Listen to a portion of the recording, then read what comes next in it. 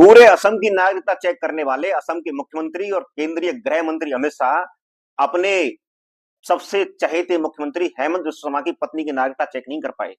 हेमंत बिस्वा शर्मा की पत्नी के पास में 3 देशों के पासपोर्ट मिले हैं और तीनों देशों के पासपोर्ट एक्सपायर नहीं है। उनमें से 2 पासपोर्ट मुस्लिम देशों के हैं। सबसे ज्यादा मुस्लिम और हेट स्पीच करने वाला हेमंत बिस्वा शर्मा, उसकी पत्नी 2 मुस्लिम देशों की नागरिकता रखती है, पासपोर्ट रखती है।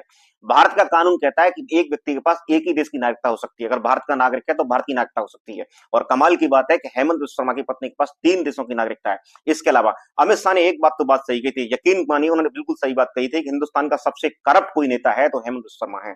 हेमंत बिस्वा शर्मा ने अपनी कंपनी बना करके पत्नी और बेटे के नाम पर 52,000 करोड़ रुपए बाहर भेजे हैं अमेरिका के अंदर, और इसलिए भेजे हैं कि साहब उन 52,000 करोड़ रुपए से व्यापार करेंगे। क्या करेंगे?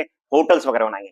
अब आप बताइए कि चुनाव हो रहा है असम के अंदर, अगर election commission of India Gyanesh Kumar Gupta सच में अगर जिंदा और आदमी है, जिंदा और आदमी है मैं कह रहा हूं, क्योंकि जो उसके अंदर आदमी के अंदर थोड़ी बहुत भी अगर देश से प्यार होगा तो उस व्यक्ति की नागरिकता कैंसिल हो सकती है, उसका इलेक्शन जो चुनाव लड़ रहा है, चुनाव लड़ना उसका खारिज हो सकता है।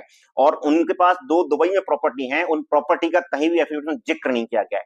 इसके आधार पर भी अगर ज्ञानेश कुमार गुप्ता अगर हेमंत शर्मा के खिलाफ कोई कार्रवाई नहीं करता है तो ये बात मान लेनी चाहिए कि बीजेपी और ज्ञानेश कुमार गुप्ता एक ही है। मतलब चुनाव आयोग और ज्ञानेश कुमार गुप्ता दोनों एक ही है। तो ये चुनाव कैसे सही हो सकते हैं, ये बड़ा जांच का विषय है। और ये बात जो मैंने बताई ये भी जांच का विषय है। अब देखते हैं कि चुनाव आयोग केंद्रीय गृह मंत्री कब जांच कराते हैं।